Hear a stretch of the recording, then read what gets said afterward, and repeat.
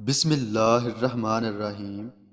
مدینے میں ایک یہودی کا لڑکا جو دل میں سرور کائنات صلی اللہ علیہ وآلہ وسلم کی محبت بسائے ہوا تھا، مگر ساتھ ہی گھر والوں کا خوف اور برادری کا ڈر بھی تھا کہ کسی نے ان کی محفل میں جاتے ہوئے دیکھ لیا تو خیر نہیں ہوگی۔ موقع پا کر مسجد نبوی کے دروازے کے قریب سے گزرتا کہ کسی طرح والے کائنات کی زیارت ہو جائے۔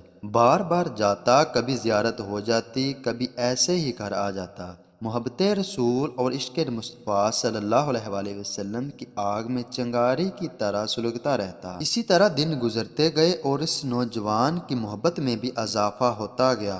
آخر وہ وقت بھی آ گیا کہ آنکھوں کی نیند اڑ گئی، چہرے کا رنگ اتر گیا، دل کھول کر رو بھی نہیں سکتا تھا، سارا دن پریشان اور بے چین رہتا۔ آہستہ آہستہ یہ اثر اس کے دل پر بڑھتا گیا۔ بالآخر فراق محبوب نے اس عاشق رسول صلی اللہ علیہ وآلہ وسلم کو بیمار کر ڈالا۔ اس نوجوان کے باپ نے بڑے علاج کروائے، وقت کے بڑے حکیم و طبیب آئے، لیکن کوئی فائدہ نہ ہوا۔ جسم و تن کی بیماری ہو تو دعا کام کرے، مگر مرض عشق کا کیا علاج ہو سکتا ہے؟ اور اس نوجوان کا عشق بھی کوئی عام عشق نہ تھا، وہ عشق اللہ کے اس نبی سے تھا جس کی خاطر اللہ نے اس دنیا کو بنایا تھا۔ بڑے جتن کیے لیکن حالت دن بدن گرتی گئی، حتیٰ کہ پھول کی طرح مہکنے والے نوجوان سوکھ کر کانٹے کی مانند ہو گیا۔ اس نوجوان کی ماں چار پائی پکڑ کر روتی اور باپ پاگلوں کی طرح گلیوں میں چکر لگاتا پھرتا۔ باپ نے جب دیکھا کہ میرا جوان بیٹا گھڑیوں کا مہمان ہے اور اسے دیکھا کہ وہ کچھ کہنا چاہتا ہے، منہ کے قریب کان لگا کر کہا، میرے لال کچھ کہنا چاہتے ہو تو کہو۔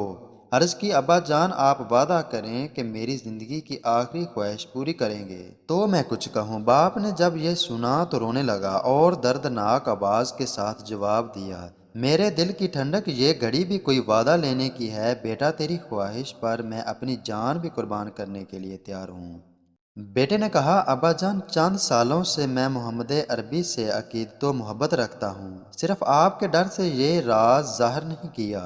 دل کی آخری تمنا اور خواہش ہے کہ ایک بار ان کی زیارت کر لوں، اگر مہربانی کرو تو انہیں بلا لاؤ۔ جب باپ نے یہ سنا تو غصے میں آ گیا اور غصے سے رنگ پیلا ہو گیا، لیکن جلد ہی اپنے جذبات پر قابو پایا، کیونکہ لختے جگر سے وعدہ کیا ہوا تھا۔ کانپتی ہوئی آواز میں کہا، اے میرے نور نظر، اگرچہ میرے لیے یہ بات سخت ناگوار ہے، لیکن میں نے تیرے ساتھ وعدہ کیا ہے، اور اس خیال سے کہ تم دنیا سے حسرت زدہ نہ جاؤ، میں تیری خواہش کی تکمیل کے لیے جاؤں گا۔ بے شک کل صبح مجھے اسرائیل برادری کا مجرم کہا جائے گا۔ اٹھا اور دربار مصطفیٰ صلی اللہ علیہ وآلہ وسلم پر پہنچا اور آواز دی کہ میں محمد عربی سے ملنا چاہتا ہوں۔ اس وقت نبی کریم صلی اللہ علیہ وآلہ وسلم وہاں موجود نہ تھے۔ تھوڑی دیر کے بعد سرور دو عالم صلی اللہ علیہ وآلہ وسلم سامنے جلوہ گر ہوئے ارشاد فرمایا، کیوں آیا ہے؟ کہنے لگا، میرا ایک نوجوان بیٹا ہے جو دل میں آپ سے عقیدت و محبت رکھتا ہے، اور وہ اس وقت بیمار ہے اور اس کی زندگی کی آخری گھڑیاں ہیں۔ اس کی آخری خواہش یہ ہے کہ چند ساعتوں کے لیے آپ تشریف لے آئیں تاکہ رخ مصطفیٰ صلی اللہ علیہ وآلہ وسلم کی زیارت کرتے ہوئے جان نکلے۔ یہ سنتے ہی سرور دو عالم صلی اللہ علیہ وآلہ وسلم نے صحابہ کرام کو ارشاد فرمایا کہ چلو اس نوجوان کی عیادت کے لیے جانا ہے۔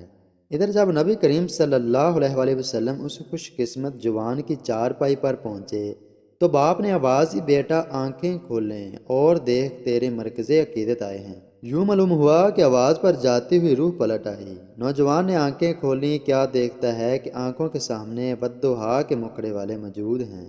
نوجوان کہنے لگا، اے اللہ کے نبی، میں آپ کی غلامی میں داخل ہونا چاہتا ہوں، مگر افسوس تو یہ ہے کہ میرے نامہ زندگی میں ایک سجدہ بھی نہیں ہے، میری بخشش کیسے ہوگی؟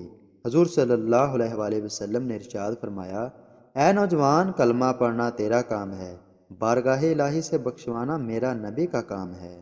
نوجوان نے کلمہ پڑھا اور جان جان آفرین کے سپرد کر دی۔ آخر اس جوان کا باپ عرض کرنے لگا، حضور اب یہ جنازہ میرا نہیں ہے بلکہ اسلام کی مقدس امانت ہے، اور اب یہ میرے گھر سے نہیں بلکہ آپ کی در دولت سے اٹھے گا۔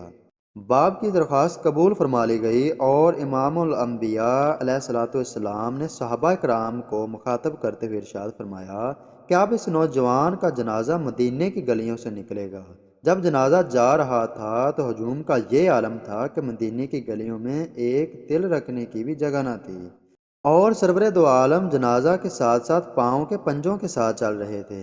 ایک صحابی نے عرض کی، یا رسول اللہ، ایسا کیوں ہے؟ اتنا زیادہ ہجوم کیوں ہے؟ تو آپ صلی اللہ علیہ وآلہ وسلم نے فرمایا کہ آسمانوں سے رحمت کے فرشتے اتنے آئے ہوئے ہیں کہ پورا قدم رکھنے کی جگہ نہیں ہے، اور اس خوش قسمت نوجوان کا جنازہ جنت البقیع میں لے جایا گیا۔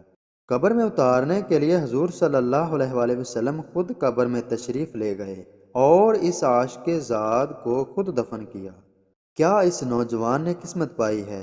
دعا ہے کہ اللہ تعالی ہم سب کو مرنے سے پہلے حضور اقدس صلی اللہ علیہ وآلہ وسلم کی زیارت نصیب فرمائے، آمین۔